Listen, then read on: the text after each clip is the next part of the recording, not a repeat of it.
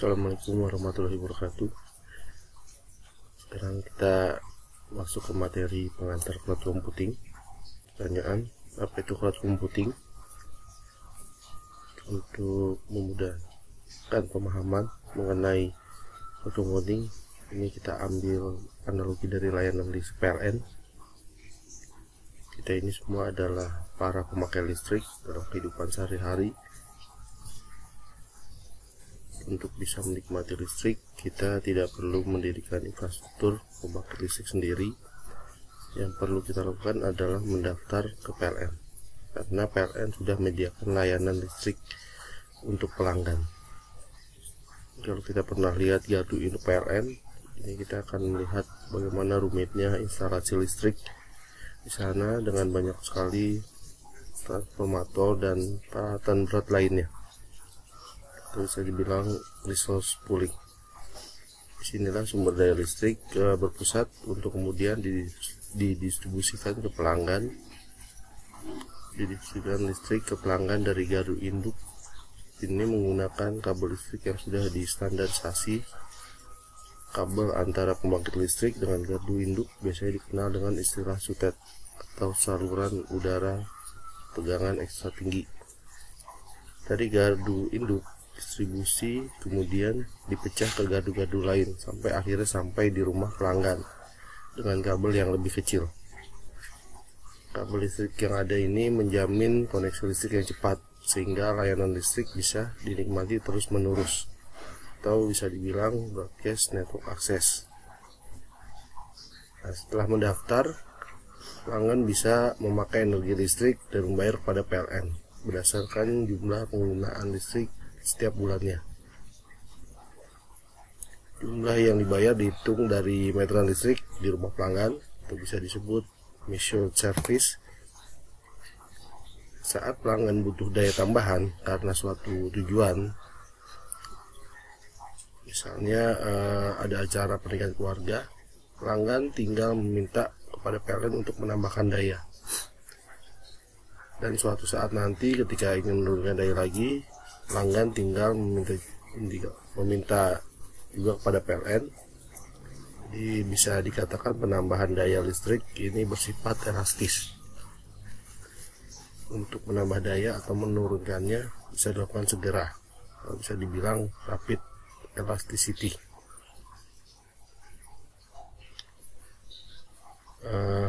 Sangat menarik ya jika kedepannya untuk melakukan penambahan atau penurunan daya, pelanggan bisa melakukannya sendiri dari alat yang disediakan oleh PLN, sehingga tidak membutuhkan lagi interaksi dengan pegawai PLN.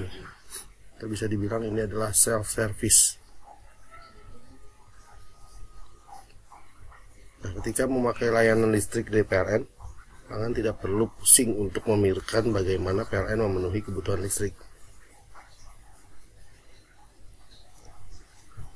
Hal ini terpenting yang perlu diketahui adalah listrik menyala untuk kebutuhan sehari-hari, serta berapa tagihan listrik yang perlu dibayarkan setiap bulannya. Pelanggan tidak perlu mengetahui secara detail bagaimana PLN merawat infrastruktur listriknya, bagaimana ketika mereka ada kerusakan alat, nah proses perawatan alat tersebut. Intinya pelanggan cukup tahu bahwa dapat menikmati listrik dan berkewajiban membayar biaya setiap bulannya. Sedangkan PLN sendiri berkewajiban untuk memenuhi kebutuhan listrik pelanggannya. Nah, ini adalah analogi PLN yang digambarkan dari layanan cloud computing menurut NIST atau National Institute of Standard and Technology. Karakteristik cloud computing, jadi ini ada 5 karakteristik sehingga suatu sistem disebut cloud computing, yaitu resource pooling. Resource pooling itu sumber daya komputasi, misalnya storage, CPU, memori, network bandwidth gitu ya, yang dikumpulkan oleh penyedia layanan atau service provider untuk memenuhi kebutuhan banyak pelanggan atau service consumer dengan model multi-tenant. Nah, sumber daya komputasi ini bisa berupa sumber daya fisik ataupun virtual, dan juga bisa dipakai secara dinamis oleh para pelanggan untuk mencukupi kebutuhannya. Yang kedua, broad network access. adalah kapabilitas layanan dari cloud provider, tersedia lewat jaringan dan bisa diakses oleh berbagai jenis perangkat, misalnya smartphone, tablet, laptop, gitu ya, workstation. Yang ketiga, user service. Ini adalah tersedia layanan untuk mengoptimasi dan memonitor layanan yang dipakai secara otomatis.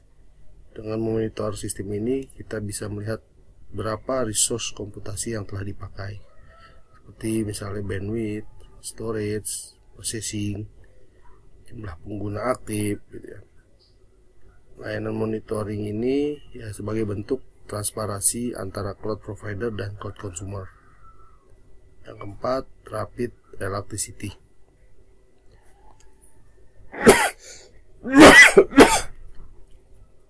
Kapabilitas dari layanan cloud provider bisa dipakai oleh cloud consumer secara dinamis berdasarkan kebutuhan. Nah, cloud consumer ini bisa menaikkan atau menurunkan kapasitas layanan.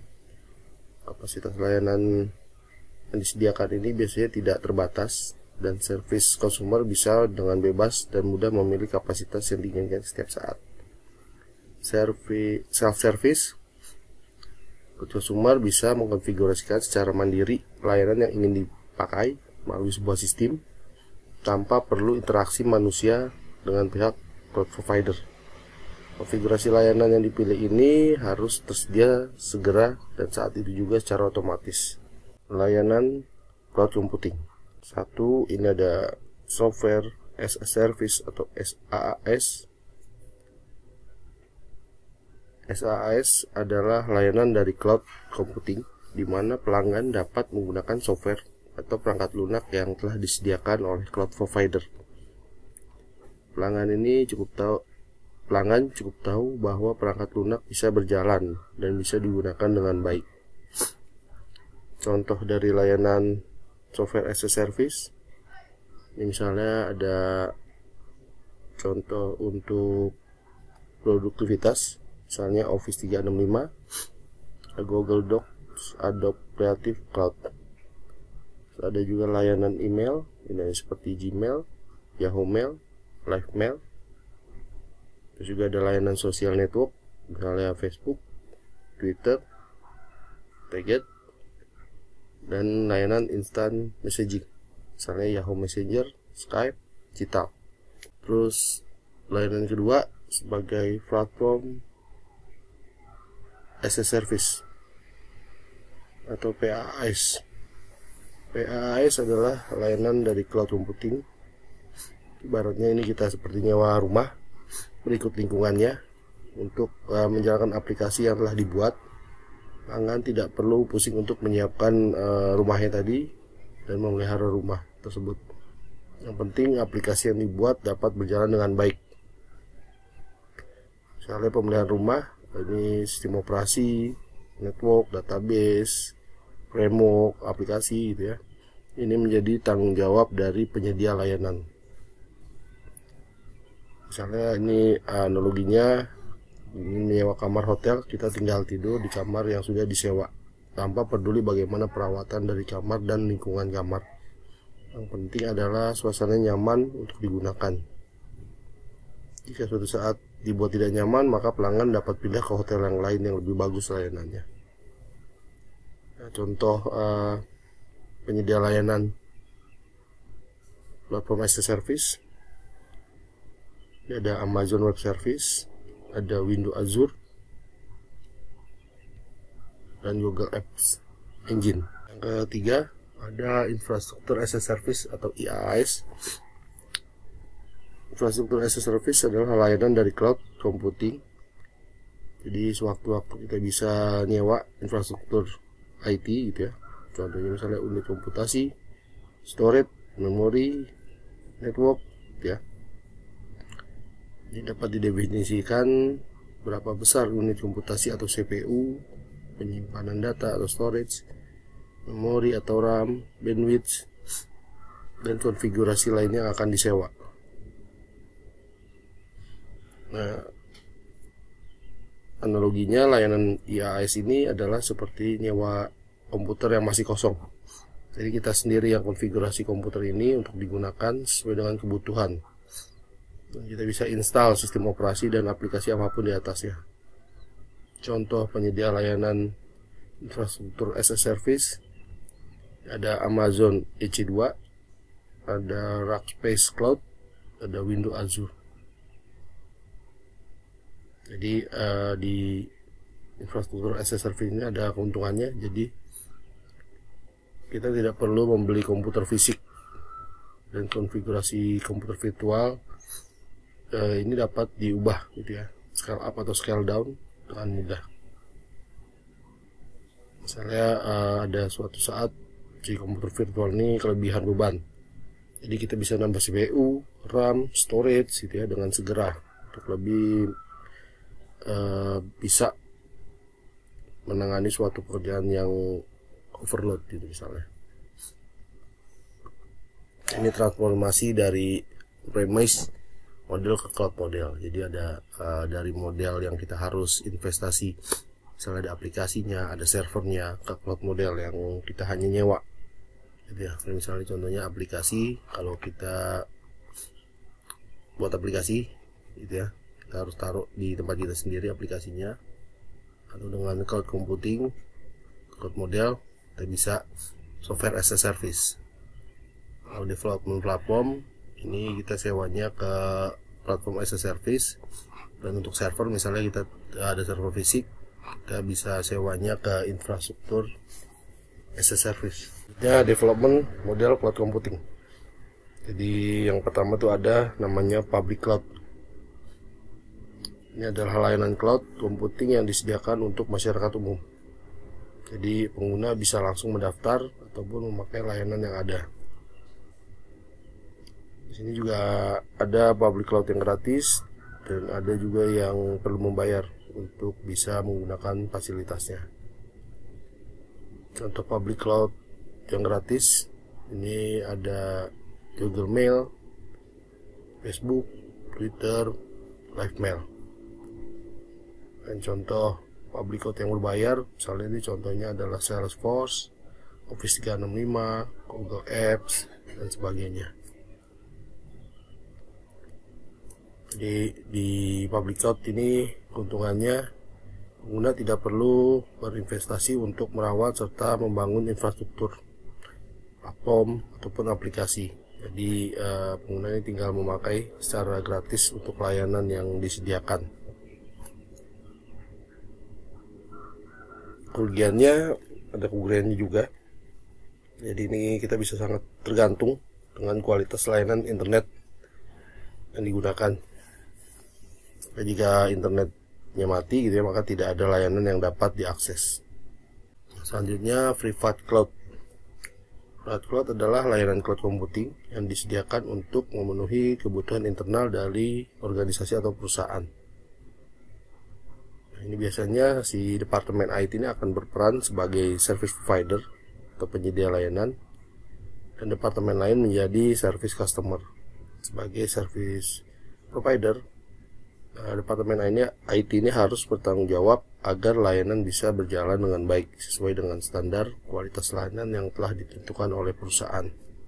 Ini baik infrastruktur, platform maupun aplikasi yang ada. Contoh layanannya, ini misalnya software as a service, ada web aplikasi gitu ya, mail server, database server untuk keperluan internal.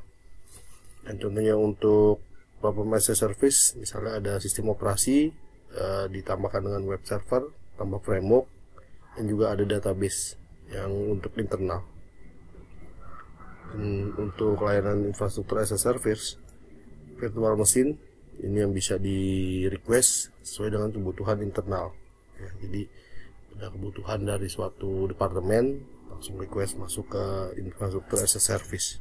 Selanjutnya ada hybrid cloud. Hybrid cloud adalah gabungan dari layanan public cloud dan private cloud yang diimplementasikan oleh suatu organisasi atau perusahaan. Dalam hybrid cloud ini kita bisa milih proses bisnis mana yang bisa dipindahkan ke public cloud dan proses bisnis mana yang harus tetap berjalan di private cloud. Ini misalnya contohnya ada perusahaan A menyewa layanan dari Google Apps Engine di public cloud. sebagai tempat atau rumahnya yang dipakai untuk aplikasi mereka yang mereka buat gitu ya. Kadang ada di beberapa negara itu ada aturan kalau data nasabah dari sebuah perusahaan tidak boleh disimpan pada pihak ketiga. Nah, untuk menaati peraturan itu, maka data nasabah dari perusahaan A ini tetap disimpan pada database mereka gitu ya. Jadi untuk datanya itu disimpan sendiri, atau di private cloud-nya. Tidak semua ditaruh di public cloud. Dan aplikasi akan melakukan konektivitas ke database internal tadi.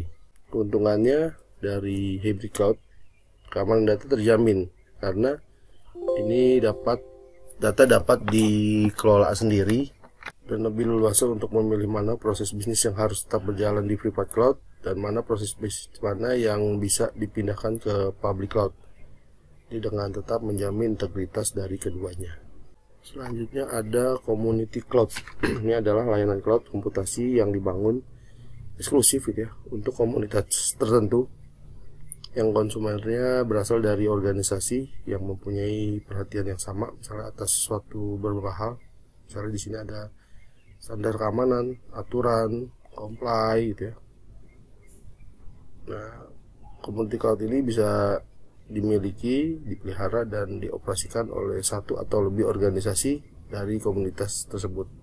Keuntungannya, jadi keuntungan dari community cloud bisa bekerja sama dengan organisasi lain dalam komunitas yang mempunyai kepentingan yang sama.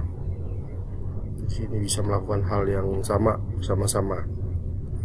Jadi lebih ringan gitu ya, karena dengan komunitas yang lain daripada melakukan sendiri.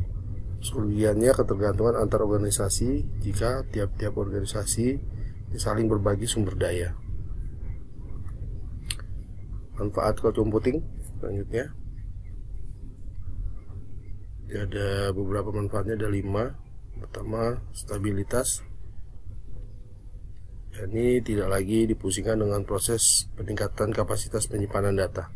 Jadi ketika dibutuhkan maka pengguna cukup menghubungi penyedia layanan cloud, maka kapasitas penyimpanan akan lebih besar.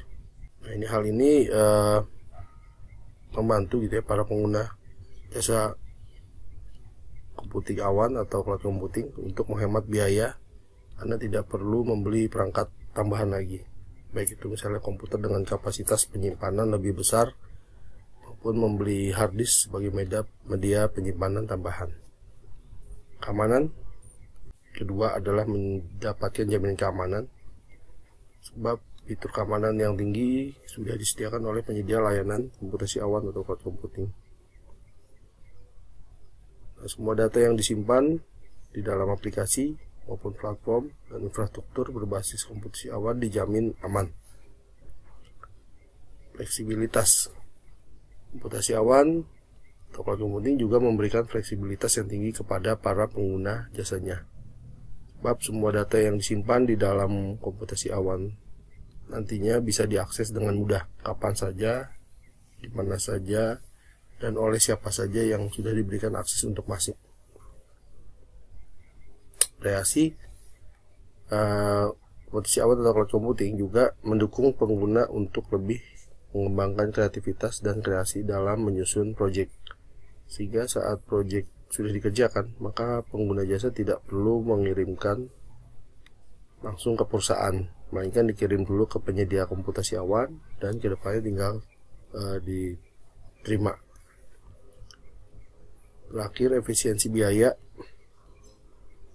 Teknologi cloud computing tentu memberikan efisiensi dari segi biaya, sebab tidak perlu pusing menyediakan infrastruktur yang kompleks, tidak perlu juga menginstal banyak aplikasi di perangkat hanya untuk menggunakan sesekali gitu ya, sehingga biaya yang dikeluarkan oleh pengguna menjadi sangat efisien.